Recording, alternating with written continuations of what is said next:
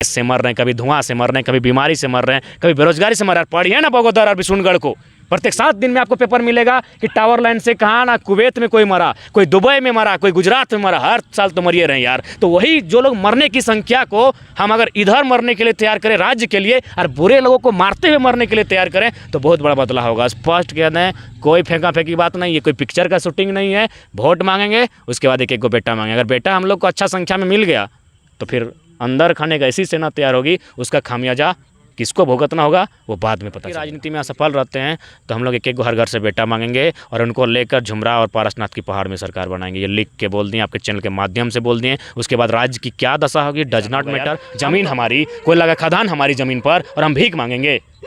स्पष्ट संदेश है, वोट पहले मांगेंगे फिर बेटा मांगेंगे। अगर बेटा मिल गया तो फिर झुमरा और पारसनाथ से ऐसा संदेश जाएगा। नमस्कार, जोहार। आप देख रहे हैं झारखंड प्लस यूट्यूब पर पलटू ऑफिशियल पर। जी हाँ, अभी हमारे साथ टाइगर जयराम दा हैं और काफ़ी चर्चे में है, क्योंकि खतियान से लेकर भाषा से लेकर अभी नियोजन पे भी बात कर रहे हैं और छात्रों का सपोर्ट कर रहे हैं। जी हाँ, बीते दिन हम लोगों ने देखा कि नियोजन की लड़ाई में बंदी से लेकर तमाम नेता मंत्रियों एमएलए एमपी का समर्थन मांगा गया। कितना कुछ फीडबैक निकल के आया, ये सब जानने की कोशिश करेंगे। सबसे पहले जोहार दादा। जोहार, आपका भी स्वागत है। सुनिए आप दादा, जैसे कि कुछ दिन पहले यानी कि 10/11 को बंदी था, उसमें आपने बढ़ चढ़ के हिस्सा लिया और साथ में स्टूडेंट भी रहे। तो क्या लगता है कि सरकार आपकी इस आंदोलन से 60-40 नीति को वापस करेगी या इसमें चेंजेस करने की कोई आसार दिख रही है? देखिए, चेंजेस करना चाहिए, नहीं तो फिर छात्रों को 2024 में इन तमाम नेताओं का पॉलिटिकली बहिष्कार करना चाहिए। जो हमारे लिए नहीं हो सकता, हम उनके नहीं हो सकते हैं, सीधी बात है। आज हमारे छात्र यहीं हम लोग हॉस्टल के बगल में खड़े हैं, सब आंखों में सपना लेकर आया है। देखिए, किसी का पेट बढ़ने लगा है, किसी के सर के बाल झड़ने लगे, किसी की आँख की रोशनी कम हो गई। इसीलिए क्या यही दिन देखने के लिए ये लोग यहाँ पे आए हैं? माँ का गहना गिरवी रख के आए हैं, बाप का मैंने बैल और बकरी गिरवी रखा हुआ है, खेत बेचा गया है, जो भी फसल होता है उसका आधा बेचकर बच्चों को भेजा जाता है कि पढ़ के आएंगे। यहीं आप हॉस्टल के बगल में, यूजी हॉस्टल के बगल में खड़े हैं, पीजी हॉस्टल बगल में है। पूछ लीजिए इनको क्या दर्द है, क्या पीड़ा है। तो ये केवल बेशर्म सरकारें हैं, इनको केवल और केवल मोटी मोटी दामों में सीटों को बेचना है। ये एक भी झारखंड जब से बना है एक भी ढंग का एग्जाम नहीं हुआ है। जेपीएससी को ये लोग ठीक से नहीं कर पाए हैं तो दूसरे एग्जाम की बात करते हैं, केवल और केवल इनको बेचने का काम करते हैं। तो इसलिए आज अब राज्य के युवाओं को भी, राज्य की जनता को भी उन्हें सबक देना होगा, पॉलिटिकल सबक देना होगा, ताकि भविष्य में कोई भी राजनीतिक दल झारखंड में ऐसा करने का दुस्साहस ना कर सके। जी। तो कहीं ना कहीं लगता है कि आप आंदोलन एक साइड से कर रहे हैं, दूसरी तरफ से सरकार वैकेंसीज निकाल रही है। तो क्या लगता है इसमें सरकार? देखिए, इस पर हम स्टूडेंट को यही कहेंगे कि ये लोग गूंगी बहरी सरकारें हैं। आंदोलन के साथ साथ पढ़ाई भी कीजिए और जितना संभव हो सके परीक्षाओं में बैठने का प्रयास करें, उसे पास करने का प्रयास करें और अपने आप को स्थापित करने का प्रयास करें। और उसके बावजूद अगर लगता है कि ये लोग अन्य कोई गतिविधियों से सीटों को बेच रहे हैं, तो हमको लगता है उन कार्यालयों में ताला लगा दिया जाए जहां हमारे हक अधिकार को बेचकर किसी और को दिया जा रहा है। मरता क्या नहीं करता, सीधी बात है। और हम तो कल तमाम जिला प्रशासन उनकी उपस्थिति में हमने स्पष्ट कहा कि आज जो रवैया जिस प्रकार सरकार का प्रशासनिक तंत्र का गिरा है, इससे तो बेहतर नक्सली लोग थे। 2002 का हमने उदाहरण दिया, वहाँ एक हिंदुस्तान का पेपर छपा था, वहाँ साफ साफ लिखा था कि नक्सलियों ने 600 एकड़ जमीन ग्रामीणों का पूंजीपतियों से छीनकर गरीबों को वापस किया था। जो काम गवर्नमेंट का था, जो काम डीसी का था, जो काम प्रशासन का था, वो काम नक्सली कर रही। इससे गए गुजरे, ये गए सरकार में बैठे लोग, ये प्रशासनिक तंत्र उससे गए गुजरे हैं। आज भी अगर आप तोपचाची, डुमरी, पीरटार चले जाएं और गांव में बोलिएगा कि आज ब्लॉक की क्या स्थिति है, वहाँ का बूढ़ा बुजुर्ग बोलता हुआ नजर आता है कि अरे एकर से बेस्ट तो नक्सले न लो, क्या नाम से डरा हलो एक नहीं। यानी सोच सकते हैं कितना मने आज राज्य को छला जा रहा है। यहाँ DCI चाहे BCI सब लूटने के लिए आते हैं। जी। तो कहीं ना कहीं जब एमएलए और एमपी का समर्थन लिया जा रहा था 60-40 न्याय चलतों को लेकर, तो कहीं ना कहीं जो सत्ता पक्ष के थे उसमें ने सूत्रों के मुताबिक पता चला कि 42 में से समर्थन दिया है। तो जबकि 42 में से समर्थन दिया, तो वो चीज़ विधानसभा में क्यों नहीं एक साथ बोलते हैं कि 60-40 नीति वापस करनी? क्योंकि उस टाइम भी कैबिनेट की भी बैठक हो रही थी। 42 से ज़्यादा है, फिर जो भी है मतलब वो एक बन बहुमत का आंकड़ा है। 72 ऐसे था, लेकिन 42 सत्ता पक्ष के थे और सत्ता पक्ष के 42 थे। तो समझ सकते हैं आप कि आज तो आप एक साथ क्यों नहीं बोलते हैं? जब इसका मतलब स्पष्ट है, वे लोग झारखंडी जनता को, पढ़ने वाले छात्रों को धुरवा समझते हैं कि इन लोग को राजनीतिक इंटरेस्ट नहीं है, राजनीतिक समझ नहीं है। थोड़ी सी ये सच्चाई है। आज अगर हम आप गाँव में बात करें तो कितने लोग हैं बजट को पढ़ते हैं, बजट को जानते हैं, बजट को समझते हैं? नहीं।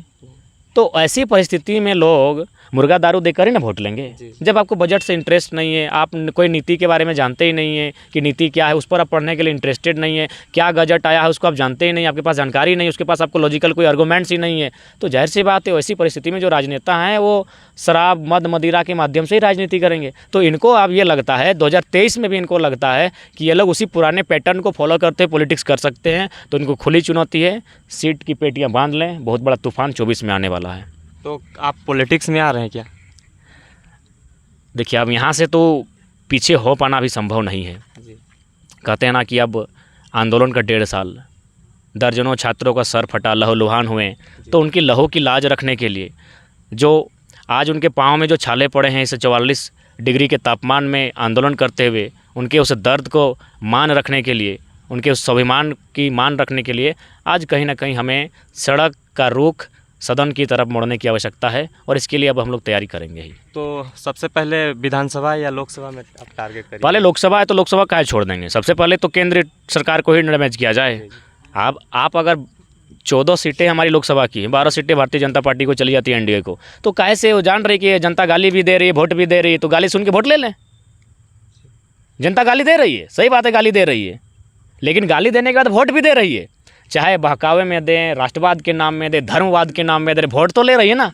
तो फिर उनको कोई फ़र्क नहीं पड़ता है। और मैं स्पष्ट कहना चाहूँगा, ये जो हैं ये राजनीतिक लोग, इनको इज्जत से फ़र्क नहीं पड़ता है। इज्जत से फ़र्क पड़ता तो कम से कम मंत्री जी को नैतिकता के आधार पर इस्तीफा दे देना चाहिए था। जो बोकारो के विधायक हैं उनको चुनाव नहीं लड़ना चाहिए था। इनको इज्जत से फ़र्क घंटा भर नहीं पड़ता है, इनको फ़र्क पड़ता है वोट से। जब आप वोट की चोट देंगे तभी इनको फ़र्क पड़ेगा, नहीं तो इनको कोई फ़र्क नहीं पड़ेगा। उसका उदाहरण है, अभी आपका कोई सांसद था, उनको मैंने फूल की माला नहीं जूतों की माला पहनाई गई और बाद में 2.5 लाख वोट से जीत गया।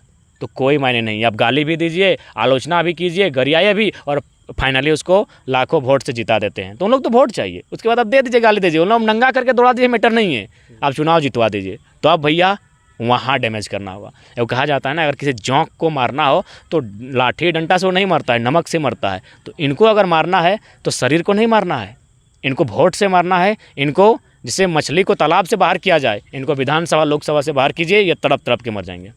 तो लास्ट में तमाम स्टूडेंट को क्या संदेश देंगे, क्योंकि 31 दिवसीय आंदोलन रहा, उसके बाद भी सरकार पर ऐसा कोई भी फीडबैक देखने को नहीं मिला, तो क्या संदेश देंगे? देखिए, सीरियस संदेश देंगे। सबसे पहली बात, हम स्टूडेंट का भला चाहते हैं, हम भी स्टूडेंट हैं, बहुत तकलीफ़ से पढ़ाई किए हैं, बहुत ज़मीनी से, आज भी ज़मीनी से स्तर। आज हम अभी भी जब पीएचडी का मेरा थीसिस लिखना हो तो हम सोशल मीडिया में पोस्ट करते हैं, किसी का लैपटॉप हो तो पहुंचा देना। मेरा खुद का लैपटॉप नहीं है, पीएचडी का सारा काम लैपटॉप में होता है। तो हमने बहुत करीब से देखा है कि किस प्रकार हम लोग शिक्षा को हासिल करते हैं। तो ऐसी परिस्थिति में हम तो आज भी डटे हैं कि छात्र एक बार सकारात्मक बदलाव आए। वे लोग चाहे लोकतांत्रिक दायरे में रहकर आंदोलन करें, पढ़ाई भी करें और राजनीतिक दृष्टिकोण से इस राज्य में बदलाव लाने की चेष्टा करें। लेकिन उसके बावजूद भी अगर देखेंगे कि लूटने वाले ज़्यादा मजबूत हैं, इस राज्य को तोड़ने वाले, मड़ोड़ने वाले अगर ज़्यादा मजबूत हैं, तो हम स्पष्ट बोले हैं, आज भी रिपीट करेंगे और बिल्कुल पीछे नहीं हटेंगे। 2024 में हम लोग वोट मांगेंगे। यदि वोट देने के बाद हम लोग सफल होते हैं तो प्रयास जारी रखेंगे, लेकिन हम लोग वेट नहीं करेंगे। यदि हम लोग किसी भी प्रकार वोट की राजनीति में असफल रहते हैं तो हम लोग एक हर घर से बेटा मांगेंगे और उनको लेकर झुमरा और पारसनाथ की पहाड़ में सरकार बनाएंगे। ये लिख के बोल दिए, आपके चैनल के माध्यम से बोल दिए। उसके बाद राज्य की क्या दशा होगी डज नॉट मैटर। हम तो अपने क्षेत्र में स्पष्ट हैं। यदि हमारे लोगों को सताया ज़्यादा से ज़्यादा जाएगा तो हम खासकर जो मेरा कोयलांचल से संबंध रखते हैं, हम पूरे राज्य को नहीं कह सकते हैं कि वहाँ हमें क्या समर्थन मिलेगा, लेकिन हम कोयलांचल में अंदर खाने से एक ऐसी सेना तैयार होगी जिसका दुष्परिणाम इस राज्य को सहना होगा। क्यों नहीं सहना होगा यार, ज़मीन हमारी, कोयला का खदान हमारी ज़मीन पर, और हम भीख मांगेंगे। स्पष्ट संदेश है, वोट पहले मांगेंगे फिर बेटा मांगेंगे। अगर बेटा मिल गया तो फिर झुमरा और पारसनाथ से एक ऐसा संदेश जाएगा, ऐसे भी तो मर रहे हैं भाई, कब नहीं मर रहे हैं, साला गैस से मर रहे हैं, कभी धुआं से मर रहे हैं, कभी बीमारी से मर रहे हैं, कभी बेरोजगारी से मर रहे हैं। पढ़िए ना बगोदर और बिशुनगढ़ को, प्रत्येक 7 दिन में आपको पेपर मिलेगा कि टावर लाइन से कहाँ ना कुवैत में कोई मरा, कोई दुबई में मरा, कोई गुजरात में मरा। हर साल तो मरिए रहे यार। तो वही जो लोग मरने की संख्या को हम अगर इधर मरने के लिए तैयार करें राज्य के लिए, और बुरे लोगों को मारते हुए मरने के लिए तैयार करें, तो बहुत बड़ा बदलाव होगा। स्पष्ट कहते हैं, कोई फेंका फेंकी बात नहीं है, कोई पिक्चर का शूटिंग नहीं है। वोट मांगेंगे, उसके बाद एक को बेटा मांगेंगे। अगर बेटा हम लोग को अच्छा संख्या में मिल गया तो फिर अंदर खाने का ऐसी सेना तैयार होगी, उसका खामियाजा किसको भुगतना होगा वो बाद में पता चलेगा। जी, जोहार।